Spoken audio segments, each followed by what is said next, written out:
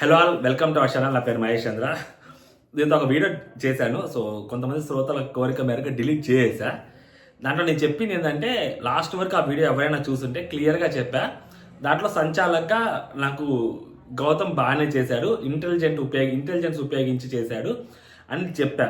But నేను కొంచెం నా ఓవర్ ఇంటెలిజెన్స్ ఉపయోగించి నేనేం చెప్పానంటే, ఇలా చేస్తుండాల్సిన గౌతమ్ ఇలా చేశాడు, ఇది ఎక్స్పెక్టేషన్స్, ఇది రియాలిటీ అని నేను చెప్పాను. అంటే చాలామంది ఇలా ఎక్స్పెక్ట్ చేస్తుంటారు గౌతమ్ ఫేవర్ చేస్తాడని, బట్ చాలా స్మార్ట్ మూవ్ చేశాడు, ఇలాగ ఆడాడని చెప్పాను. అంటే నెగిటివ్గా చెప్పి తర్వాత పాజిటివ్గా చెప్పాను. సో జనాలందరూ ఏంటంటే, అక్కడ పాజిటివ్గా జరిగితే నువ్వెవరు నెగిటివ్గా చెప్పడానికి బొగడాగా ఉన్నది ఉన్నట్టు చెప్పు, తర్వాత నీ అనాలిసిస్లో బొక్క ఏమైనా ఉంటే మళ్ళీ చూసుకో అని చెప్పి చాలా మర్యాదగా చెప్పారు నాకు. నేను చాలా మర్యాదగా తీసుకున్నా.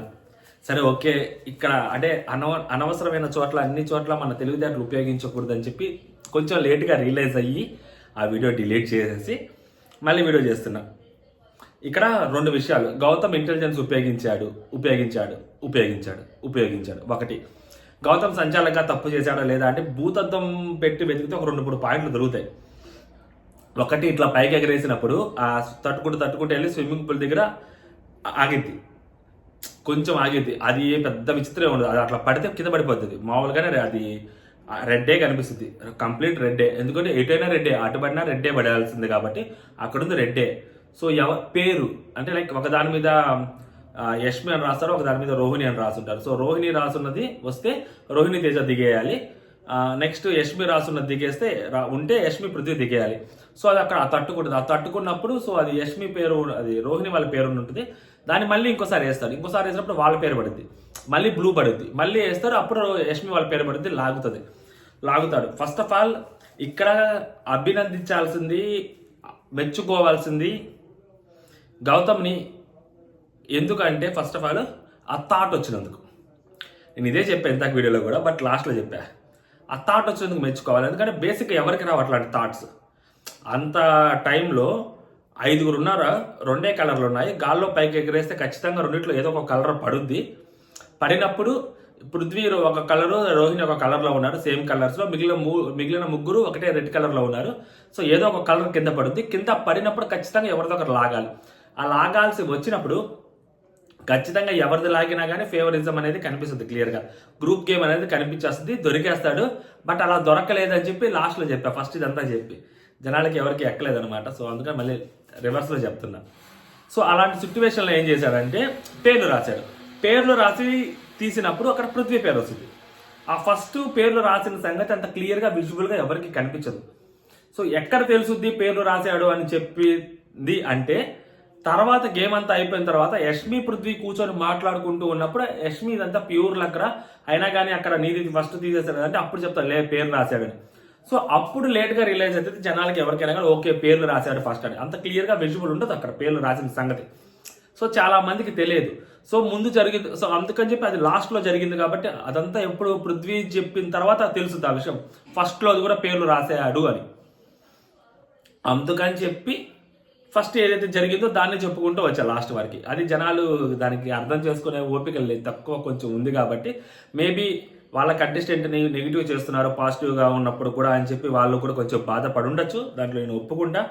సో అందుకని చెప్పి ఇలా చెప్పుకుంటూ లాస్ట్లోకి వచ్చి కరెక్ట్గా చెప్పారనమాట.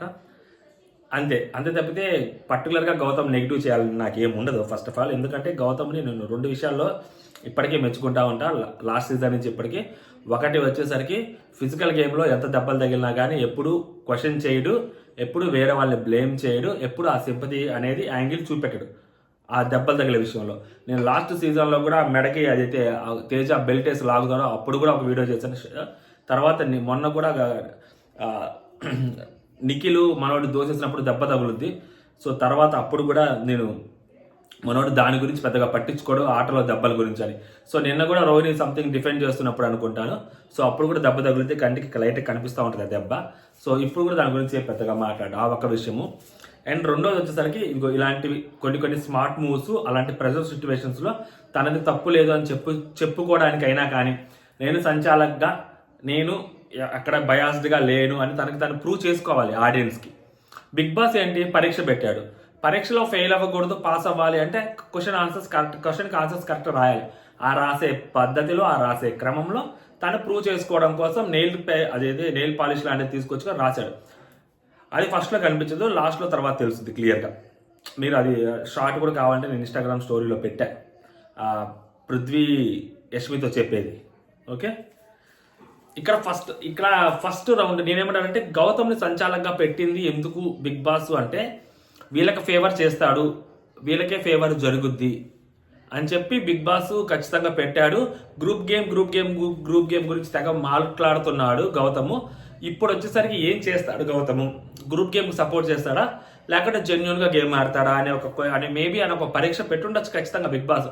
సో దాంట్లో ఫెయిల్ అయ్యాడా పాస్ అయ్యాడంటే పాస్ అయ్యాడు. ఫస్ట్ డైస్ చాలా హైట్కి పైకి ఎగరేస్తాడు. నేనేమన్నాను ఇట్లాగా ఫస్ట్లో అది ఇది కలిపి చెప్తా, ఆ వీడియోలో చెప్పింది కూడా.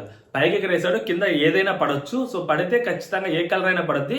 సో ఒక 2 కలర్స్లో గౌతమ్కి ఓజీ వాళ్ళు నిలబడి ఉన్నారు. సో గౌతమ్కి అడ్వాంటేజ్ ఉంటుంది ఎవరిదైనా పీకేయడానికి. కాబట్టి అంత పైకి ఎగరేసి డైస్లో తను జెన్యూన్ అని ప్రూవ్ చేసుకోవడానికి పైకి ఎగరేశాడు. సో కింద పడినప్పుడు బ్లూ పడింది, పృథ్వీది లాగేశాడు అని చెప్పి ఇలా చేశాడు అని చెప్పి మళ్ళీ లాస్ట్లో క్లియర్గా చెప్పాను. బట్ దాన్ని లాస్ట్ వరకు ఎవరు చూడలేదు కాబట్టి సో అది కూడా నా తప్పే ఫస్ట్ ఆఫ్ ఆల్. ఎందుకంటే ఉన్నట్టుగా చెప్పేస్తే సరిపోయేదానికి కొంచెం ఏదో స్క్రీన్ ప్లే అలా డిజైన్ చేశా, వర్కౌట్ కాలా బేసిక్గా. సో అక్కడ పృథ్వీ పేరు వచ్చింది, అంటే PRY అట్లా రాసుకున్నాడు పేరు చిన్నగా. మనకు అవి అంత విజువల్గా ఏం కనిపించవు. అతను రాసుకున్నాడా లేదా అనేది సో అక్కడ పృథ్వీ చెప్పాడు కాబట్టి మనకి తెలిసింది రాసుకున్నాడు అన్న సంగతి. అండ్ లాస్ట్లో కూడా యష్మి వాళ్ళ పేరు రాసుకున్న సంగతి సో నబీల్ వాళ్ళు మాట్లాడతారు కాబట్టి అక్కడ అర్థమైంది. ముందు రాసుకున్న సంగతి తెలియదు, ఎందుకంటే తెచ్చి జోబులో పెట్టుకుంటాడు. ఆ నెయిల్ పాలిష్ తెచ్చి జోబులో పెట్టుకున్నాడు, ఫస్ట్లో రాసిన సంగతి కనపడదు. సో తర్వాత పృథ్వీ చెప్తాడు రాశాడు అన్న సంగతి. లేకుంటే పృథ్వీ ఖచ్చితంగా గ్రూప్ గేమ్ అని గట్టిగా మాట్లాడేవాడు అన్న ఒక్క పాయింట్ మీదే ఓకే రాసే ఉంటాడులే అని. లేకుంటే పృథ్వీ అంత ఈజీగా వదలడు కదా. సో అదన్నమాట ఫస్ట్ రౌండ్కి. సో సెకండ్ రౌండ్ సేమ్ అంతే. ఫస్ట్ పృథ్వీ లాగేస్తాడు, పృథ్వీ యష్మి దాంట్లోకి వస్తాడు. యాక్చువల్గా పృథ్వీ యష్మి దాంట్లోకి రాకుండా విష్ణుప్రియ దాంట్లోకి వెళ్ళుంటే ఫస్ట్ యష్మి బయటకు వచ్చేసేది. అక్కడ పృథ్వీ అది ప్యూర్లీ బ్యాడ్ లక్ విష్ణుప్రియకి. పృథ్వీ ఇటు వచ్చి ఉంటే బాగుండేది, పృథ్వీ అటు వెళ్ళాడు. ఇటు వచ్చి ఉంటే బాగుండేది, అటు వెళ్ళాడు. సో ఇప్పుడు నెక్స్ట్ మళ్ళీ రెడ్ పడుద్ది. సో నెక్స్ట్ మళ్ళీ పైకి ఎగరేస్తే బ్లూ పడుద్ది, రోహిణి వస్తారు. సో రోహిణి కూడా మళ్ళీ ఇటు రాదు, తేజ వైపు వెళ్ళుద్ది మళ్ళీ రోహిణి. సో ఇక్కడ పాపం ఈ అమ్మాయికి మైనస్ నిజంగా విష్ణుప్రియకి. సో అందుకని అటు వెళ్తారు. సో మళ్ళీ ఇప్పుడు మూడోసారి ఎగరేస్తే ఇప్పుడు రెడ్ పడుద్ది. రెడ్ పడినప్పుడు మాకు మనోడు ఇక్కడ నుంచి యాక్చువల్గా వాళ్ళ ఎఫర్ట్స్ మెచ్చుకోవాలి first of all, Rohini and Tejaswi. ఎందుకంటే ఇద్దరు లావుగా ఉన్న వాళ్ళు అంత చిన్న డయాస్ మీద నిలబడి బ్యాలెన్స్ తప్పుకుంటే ఇట్లా బెండ్ అవ్వాలి, నిలబడాలి. అంటే తేజ ఆమెను ఇట్లా పట్టుకోవడము అంటే పడకుండా సో ట్రై చేశారనమాట. ఇద్దరు ఒక చోటకు ఉన్నారు. మధ్యలో వాళ్ళు మాట్లాడుతుంటారులే, గ్రూప్ గేమ్ ఆడొద్దు, ఇండివిజువల్గా ఆడండి, పడే యష్మి ఎందుకు పడేవి, నిన్న ఇండివిజువల్ అడిగావు కదా గ్రూప్కి ఆడొద్దు అని చెప్పి ఏదో మాట్లాడుద్ది. అంటే నవ్వుతూ కూడా రాళ్ళు వేస్తుంటారు. బట్ వీళ్ళ దగ్గరికి వచ్చేసరికి ఏం కూడా వాళ్ళు అనలేదన్నమాట. ఇక్కడ ఏంటంటే ఈ ఓజీ వీళ్ళు నవ్వుతూ అంటున్నారు కాబట్టి వాళ్ళు చాలా కామెడీగా తీసుకుంటున్నారు. వాళ్ళు కూడా నవ్వుతూ తిరిగి అనొచ్చు, వాళ్ళు అనట్లా. అంటే వీళ్ళు నవ్వుతూ ముసుగులో సీరియస్గా మాట్లాడుతున్న సంగతి వాళ్ళు కనిపెట్టలేకపోతున్నారు. వాళ్ళకి అంత బ్రెయిన్ లేదు బేసిక్గా. అందుకని వాళ్ళు చాలా లైటర్ వేలో తీసుకుంటున్నారు. ఇప్పుడు వీళ్ళ సైడ్ వెళ్ళింది కదా, తేజ సైడ్ వెళ్ళింది కదా, అప్పుడు యష్మి వాళ్ళు అనొచ్చు కదా, పడే రోహిణి మాకు చెప్పావు కదా, నువ్వు కూడా పడే గ్రూప్ గేమ్ ఆడద్దు, ఇండివిజువల్గా ఆడు రోహిణి అని చెప్పి ఒక మాట అనొచ్చు. బట్ అనలేదు అక్కడ బేసిక్గా. అది వాళ్ళకి అంత తెలివితేటలు లేవు వాళ్ళకి. వీళ్ళకి ఆ తెలివితేటలు ఉన్నాయన్నమాట. ఆ పాయింట్ రిజిస్టర్ చేస్తుంటారు, నవ్వుతూ అయినా అవ్వచ్చు, కోపంగా అయినా అవ్వచ్చు. సో తర్వాత మళ్ళీ రోహిణి అదంతా అయిపోయిన తర్వాత మళ్ళీ మూడోసారి ఎగిరేసినప్పుడు పాపం విష్ణుప్రియ బలైపోతుంది. అమ్మాయి వల్ల కాదు. సో ఆ లావు అంత అమ్మాయి వెయిట్కి దాన్ని పట్టుకొని హోల్డ్ చేయాలంటే చాలా కష్టం. అది పక్కన నబీల్ హైలైట్ చెప్తుంటాడు, అబ్బా ఉల్టా ఎక్కువ అది మనోడు ఎక్కుతాడు, పృథ్వీ చేస్తాడు యాక్చువల్గా ఆ పని. బట్ అది అంత వర్కౌట్ అవ్వదు, ఎందుకంటే అది చాలా సన్నతాడు. అది గట్టి రోప్ అయి ఉంటే, హెవీ డ్యూటీ రోప్ అయి ఉంటే, లావు రోపులు ఉంటాయి కదా జిమ్లో చేస్తుంటాం, అలాంటి రోప్స్ అయితే మేబీ పాసిబుల్ ఏమో, కానీ అంతకన్నా అది పాసిబులే కాదు అసలు అది. కాబట్టి ఫస్ట్ అమ్మాయి దిగిపోద్ది, తర్వాత పైకి ఎగరేస్తారు. మళ్ళీ తర్వాత పైకి ఎగరేసినప్పుడు ఆ డయస్ రోల్ అయి స్విమ్మింగ్ పూల్కి ఇట్లా తగిలింది. ఇది స్విమ్మింగ్ పూల్ ఇట్లా తగిలింది. ఇట్లా తగిలినప్పుడు క్లియర్గా కనిపిస్తూ ఉంటుంది పైన రెడ్ అని, కొంచెమే అంటే కొంచెం నేల కానుకోదు అంతే, మిగిలినంతా క్లియర్గా రెడ్ కనిపిస్తూ ఉంటుంది. దాని మీద రోహిణి పేరు రాసుంటుంది, ఆర్ అని రాసుంటుంది. సో అది తగిలింది కదా అని చెప్పి వాళ్ళు యాక్చువల్గా అవును రోహిణి అంటారు వీళ్ళు పక్కన నబీల్ వాళ్ళు, తగిలింది కదా ఇక్కడ, సో నేను మళ్ళీ వేస్తానని చెప్పి అంటాడనమాట. అక్కడ తగిలింది కదా, సరిగ్గా పడలేదు, అది ఆగిపోయింది, మళ్ళీ వేస్తాడు. బేసిక్గా దాన్ని కన్సిడర్ చేయొచ్చు, మళ్ళీ వేస్తాడు. ఇప్పుడు దీన్ని నేను గట్టిగా మాట్లాడవచ్చు, లైక్ అది గ్రూప్ గేమ్ కావాలని చేశాడు, అదే అక్కడ యష్మి పేరు వచ్చి తీసేసేవాడు కదా అని నాకు హైపోథెటికల్ క్వశ్చన్ రేస్ చేసి దాన్ని గట్టిగా మాట్లాడవచ్చు. కాకపోతే ఏంటంటే ఫస్ట్ నుంచి చెయ్యనప్పుడు సో లాస్ట్లో చేస్తా, ఎందుకంటే అక్కడ పిఆర్ అని చిన్నవిగా కనిపిస్తాయి. ఓకే, సో తర్వాత అండ్ లాగాలి అనుకుంటే నిజంగా లైక్ తర్వాత రెడ్ పడినప్పుడు లాగాలి అనుకుంటే ఖచ్చితంగా వాళ్ళిద్దరు లాగేయచ్చు, యష్మిని పృథ్వీని లాగేయచ్చు. విష్ణుప్రియ లాగాల్సిన అవసరం లేదు, యష్మిని పృథ్వీని లాగేయచ్చు కదా. సో ఆ ఒక్క దాని మీద దీనికి ఇది కొంచెం జెన్యూన్ అనిపిస్తుంది. అక్కడ లాగేసి ఉంటే విష్ణుప్రియాది వాళ్ళది, ఇక్కడ నేను అంత జెన్యూన్ అని అనుకునేవాడిని కాదు. ఈ పాయింట్లో రోహిణి వాళ్ళని కాపాడడానికి చేసేయాలే అని అనుకునేవాడిని. బట్ అక్కడ అక్కడ జస్ట్ రెడ్ కలర్ పడినప్పుడు ఒక్క అమ్మాయి ఉంది కదా అని చెప్పి ఆ విష్ణుప్రియదే దించేశాడు, పక్కకి లాగేశాడు. కానీ ఇద్దరు వెళ్ళిపోతారు కదా అని చెప్పి వాళ్ళిద్దరు లాగేయలేదు చూసారా. ఆ ఒక్క దాంట్లో బెనిఫిట్ ఆఫ్ డౌట్ అది అక్కడే, ఆ ఒక్క దాంట్లోనే నాకు ఓకే మరీ అంత దారుణంగా చేసి ఉండడులే, జెన్యూన్గానే ఆడాడు అని నాకు అనిపించింది నా మనసుకి. సో తర్వాత ఇక్కడ మళ్ళీ మళ్ళీ ఎగరేసినప్పుడు బ్లూ పడుద్ది, మళ్ళీ ఇంకోసారి వేస్తాడు. అప్పుడు యష్మి వాళ్ళు పడుద్ది, లాగినప్పుడు మనోడు స్పైడర్ మ్యాన్ లాగా ఉల్టా తిరుగుతాడు. పృథ్వీ అబ్బో మామూలు ఎఫర్ట్ కాదు పృథ్వీ, యాక్చువల్గా అలాగే ఉండుండొచ్చు, మళ్ళీ పృథ్వీ ఇట్లా వేలాడుతాడు. సో ఎందుకంటే తెలుసు పృథ్వీకి ఎంతసేపు అని వేలాడతాడు, బజర్ రావాలి, మళ్ళీ ఇంకోళ్ళు దిగాలి, వీళ్ళు దిగాలి, ఇదంతా టైం పట్టుద్ది. కాకపోతే ఒక 10 పాయింట్లు పెంచుకోవచ్చు, ఎందుకంటే యష్మి ముందు పడిపోతే చాలు, తర్వాత తను దిగొచ్చు. ఇంతకంటే తన దగ్గర బెటర్ ప్లాన్ లేదు పృథ్వీ దగ్గర. సో ఆ స్మార్ట్నెస్ పృథ్వీ దగ్గర ఉంది, సో అదే ఎగ్జిక్యూట్ చేశాడు. యష్మి దిగేసింది, తర్వాత మనోడు దిగేశాడు, అంతే. అంతకన్నా ఏం లేదు ఇంకా చేసేదానికి కూడా. దానికి అంత కష్టపడాల్సిన అవసరం కూడా లేదు, ఎందుకంటే బజర్ మోగాలి, మళ్ళీ వాళ్ళది లాగాలి, మళ్ళీ డైస్ వేయాలి, వాళ్ళు మళ్ళీ కింద పడేదానికి చూడాలి, ఇంత జరిగే క్రమంలో ఈజీగా పృథ్వీ దిగేయచ్చు, సింపుల్గా టక్కని దిగేస్తాడు. అమ్మాయి పడిపోతే పృథ్వీ దిగేస్తాడు, ఎఫర్ట్స్ పెట్టడం వేస్ట్ అని చెప్పి పృథ్వీకి అర్థమైంది ఇంకా. సో పృథ్వీ దిగేస్తారు. సో తర్వాత మళ్ళీ డయాస్ వేస్తారు. ఆల్మోస్ట్ ఇంకా వాళ్ళిద్దరే బజర్ మోగుద్ది, డయాస్ ఏమో లేదు, లాగేసినప్పుడు యాక్చువల్గా హోల్డ్ చేస్తుంది, బట్ రోహిణి గారు దిగేస్తారు, తేజ ఉంటాడు అనమాట. ఫైనల్గా ఇది జరిగింది. చిన్న తప్పు, అది తప్పా కాదా అంటే నా దృష్టిలో అయితే తప్పే కాదు. సో ఇంకా దాన్ని కూడా తప్పు అని ఎవరైనా మాట్లాడుతుంటే ఇంకా ఖచ్చితంగా వాళ్ళు గౌతమ్ని హేట్ చేసే వాళ్ళే అది మాట్లాడతారు తప్పితే. సో ఆ పాయింట్లో ఎక్కడ నాకు అది తప్పు అనిపించలేదు. స్విమ్మింగ్ పూల్కి తగిలింది అక్కడ నాకు అది ప్రజెంట్ తప్పు అనిపించలేదు. బట్ నేనేమంటానంటే గౌతమ్కి మాత్రం ఒకటైతే చెప్పేది ఏంటంటే, ఇప్పుడు అది ఎట్లయితే జనాలందరూ దాన్ని నేను వేస్తాను, మళ్ళీ అక్కడ రోహిణి పేరు కనిపించినప్పుడు మళ్ళీ వేస్తాను అని చెప్పినప్పుడు అక్కడ ఉన్న వాళ్ళందరూ సైలెంట్ ఉన్నారు. ఇది గ్రూప్ గేమ్ అవుతుంది, నువ్వు వాళ్ళని కాపాడటం కోసం చేసావు, ఇలాంటి మాటలు ఏం మాట్లాడాల. నిన్న ప్రొటెక్టర్ గేమ్ దగ్గరికి వచ్చేసరికి ప్రొటెక్ట్ చేసుకోవచ్చు లేదా డ్యామేజ్ చేయొచ్చు అన్నప్పుడు పృథ్వీది పడినప్పుడు నిఖిలు, పృథ్వీ, విష్ణుప్రియ, నబీలు పృథ్వీ దాన్ని ప్రొటెక్ట్ చేస్తుంటే అంతా అయిపోయి బజర్ కొట్టింది, this is call group game అన్నాడు గౌతమ్. అది చాలా పెద్ద తప్పు. ఇలాంటి ఫాల్తూ స్టేట్మెంట్లు ఇవ్వద్దు. సో ఇప్పుడు కూడా స్టేట్మెంట్ ఇవ్వచ్చు కదా. సో అక్కడ ఎవరు కామ్గా ఉన్నారు కదా, ఇట్లాంటి స్టేట్మెంట్ ఇవ్వలే కదా. అండ్ ఆ గేమ్ కూడా నిన్న జరిగిన గేమ్ 2 టీ-షర్ట్లు ఒకేసారి పడుంటే, సో అప్పుడు పృథ్వీది కాపాడుతూ వేరే వాళ్ళది చించేస్తూ ఉంటే అప్పుడైనా కనీసం గ్రూప్ గేమ్ అనొచ్చు. అక్కడ పడింది ఒకటే టీ-షర్టు, ప్రొటెక్ట్ అయినా చేయొచ్చు, డ్యామేజ్ అయినా చేయొచ్చు అన్నప్పుడు ప్రొటెక్ట్ చేసే అవకాశం ఉన్నప్పుడు డ్యామేజ్ చేయాల్సిన అవసరం ఏముందని చెప్పి ప్రొటెక్ట్ చేశారు. సో గౌతమ్ అక్కడ చాలా తొందరపడ్డాడు ఆ విషయంలో. దీంతో కంపేర్ చేసి ఎందుకు చెప్తున్నానంటే, సో వాళ్ళు కూడా అనే ఛాన్స్ ఉంది.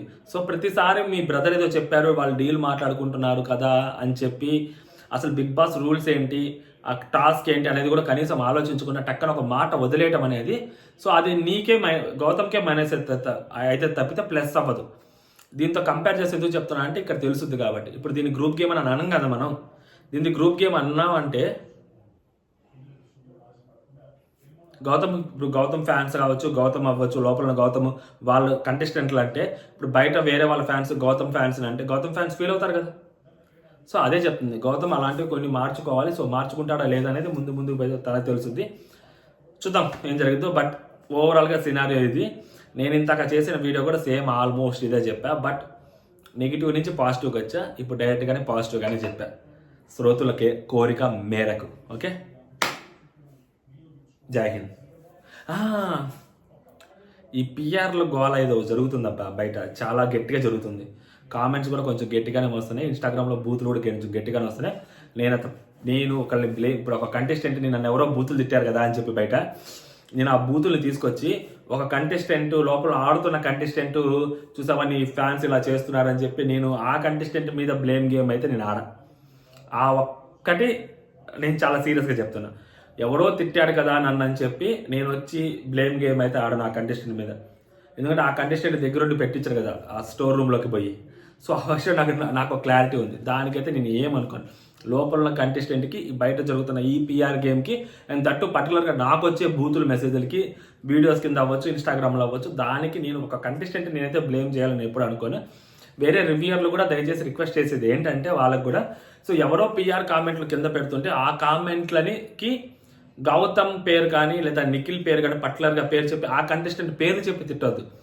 డైరెక్ట్గా న్యూట్రల్గా పిఆర్లు ఇలా చేస్తున్నారు, పిఆర్లు చేస్తున్నారని.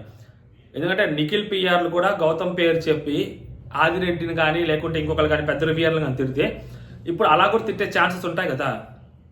సో అందుకనే నేను దయచేసి చెప్పేది ఏంటంటే ఆ పిఆర్లు ఎవరైనా తిరుగుతుంటే ఆ పిఆర్లే ఇంత, పిఆర్ల బతికే ఇంత, పిఆర్లు ఇంత దరిద్రంగా చేస్తున్నారని చెప్పి పిఆర్ అని చెప్పి న్యూట్రల్గా మాట్లాడండి. పర్టికులర్గా ఒక కంటెస్టెంట్కి ఆపాదించవద్దు ఎవరు దయచేసి. ఇది చాలా హంబుల్ రిక్వెస్ట్ నా వైపు నుంచి పెద్ద రివ్యూయర్లు అందరికీ. సో ఇంతవరకు లాస్ట్ వరకు ఎవరైనా చూస్తుంటే ఈ పెద్ద రివ్యూయర్కి మెసేజ్ ఎవరికైనా కొంచెమైనా కానీ కట్ చేసినా చూపించండి దయచేసి. ఓకే, జై హింద్.